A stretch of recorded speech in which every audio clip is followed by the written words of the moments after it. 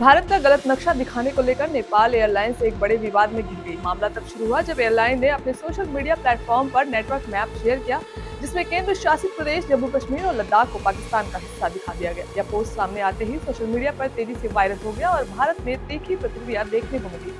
Post viral होते ही भारतीय users ने एयरलाइन की कड़ी आलोचना शुरू कर दी और #बाइकॉट नेपाल एयरलाइंस ट्रेंड करने लगा। मामले को लेकर विदेश मंत्रालय और नागरिक उड्डयन मंत्रालय से कूटनीतिक विरोध दर्ज करने की मांग भी उठी। इसी बीच नेपाल एयरलाइंस ने 24 घंटे के भीतर अपनी गलती स्वीकार करते हुए माफी मांगी और इसे तकनीकी चूक या मैपिंग एरर बताया।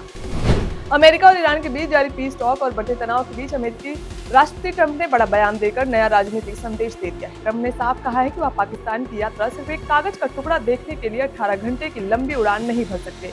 ओवल ऑफिस में पत्रकारों से बातचीत के दौरान ट्रंप ने पाकिस्तान यात्रा को पूरी तरह हास्यास्पद बताया और कहा कि ऐसे दौरे अब समय की बर्बादी है। उन्होंने संकेत दिया है कि अमेरिका और ईरान के बीच बातचीत का तरीका बदल चुका है और अब सीधे फोन के जरिए संवाद ज्यादा प्रभावी साबित हो रहा है।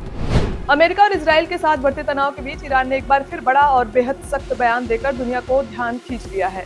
ईरान की ओर से दावा किया गया है कि वह जल्द ही ऐसा नया हथियार सामने लाने जा रहा है जिसे लेकर दुश्मन देश भय में आ गए हैं और यह तय कहा जा रहा है कि इससे दिल का दौरा जैसी स्थिति पैदा हो सकती है। ईरान की नौसेना कमांडर रियर एडमिरल शहराम ईरानी ने सरकारी मीडिया से बातचीत में इस हथियार को लेकर इशारों में चेतावनी दी। उन्होंने कहा है कि यह तकनीक इतनी प्रभावशाली है कि विरोधी ताकतें इससे बेहद डरती है और जल्द ही इसका असर सामने आएगा। उनके बयान के बाद क्षेत्रीय तनाव और बढ़ गया है। अमेरिका और ईरान के बीच बढ़ते तनाव का असर अब पाकिस्तान की अर्थव्यवस्था पर भी साफ दिखाई देने लगा है। पाकिस्तान के प्रधानमंत्री शहबाज शरीफ ने खुद स्वीकार किया है कि क्षेत्रीय संघर्ष और अस्थिरता ने देश की आर्थिक स्थिति को गंभीर रूप से प्रभावित किया। शहबाज शरीफ ने कहा है कि बीते 2 वर्षों में पाकिस्तान ने जो आर्थिक सुधार और प्रगति हासिल की थी उसे बड़ा झटका लगा है। उन्होंने माना कि वैश्विक तनाव और ऊर्जा बाजार में अस्थिरता के कारण पाकिस्तान की आर्थिक मुश्किलें और बढ़ गई हैं। प्रधानमंत्री ने यह भी कहा है कि उनकी सरकार लगातार कोशिश कर रही है कि क्षेत्र में शांति बहाल हो और अमेरिका ईरान के बीच तनाव कम किया जाए ताकि इसका असर पड़ोसी देशों की अर्थव्यवस्था पर न पड़े। रूस के राष्ट्रपति व्लादिमीर पुतिन और अमेरिका के राष्ट्रपति ट्रंप के बीच करीब 1.5 घंटे लंबी फोन पर बातचीत हुई। बातचीत ने अंतर्राष्ट्रीय राजनीति में नई हलचल पैदा कर दी। एक रिपोर्ट के मुताबिक पुतिन ने ट्रंप को चेतावनी दी है कि अगर अमेरिका और इजराइल मिडिल ईस्ट में फिर से सैन्य कार्रवाई करते हैं तो इसके परिणाम बेहद गंभीर हो सकते हैं। यह बयान ऐसे समय में आया है जब क्षेत्र में तनाव पहले से ही चरम पर है। बातचीत के दौरान ट्रंप ने यूक्रेन युद्ध को खत्म करने की संभावना पर जोर दिया और कहा कि एक समझौता अब काफी करीब है। वहीं पुतिन ने संकेत दिया कि वह विक्ट्री डे के दौरान सीजफायर पर विचार कर सकते हैं।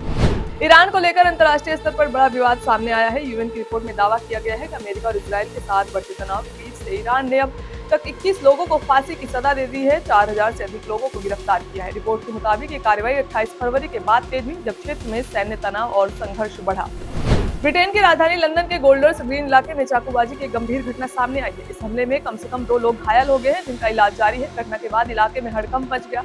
जानकारी के मुताबिक यह घटना गोल्डर्स ग्रीन रोड पर हुई जहां यहूदी समुदाय की बड़ी आबादी रहती है। प्रत्यक्षदर्शियों और चैरिटी संगठन के अनुसार एक व्यक्ति सड़क पर चाकू लेकर दौड़ रहा था और उसने कई लोगों पर हमला करने की कोशिश की।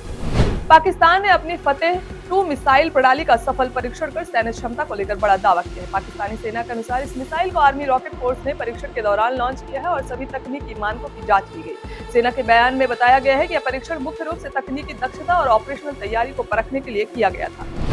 ईरान से जुड़े बताए जा रहे हैकर ग्रुप ने अमेरिका की सैन्य सुरक्षा को लेकर बड़ी चिंता खड़ी कर दी है। रिपोर्ट्स के मुताबिक इस ग्रुप ने 2000 से अधिक अमेरिकी मरीन सैनिकों का निजी डेटा लीक कर दिया है, जिसके बाद पेंटागन ने जांच शुरू कर दी। अमेरिकी मीडिया रिपोर्ट्स के अनुसार लीक हुए डेटा में सैनिकों की व्यक्तिगत जानकारी शामिल है और शुरुआती जांच में कुछ जानकारी को प्रमाणिक माना गया। बताया जा रहा है कि यह मामला पश्चिम एशिया में तैनात अमेरिकी सैनिकों से जुड़ा है। वहीं कुछ रिपोर्ट्स में दावा किया गया है खंडाला नामक हैकर समूह ने 2379 अमेरिकी मरीन सैनिकों का डेटा सार्वजनिक किया है।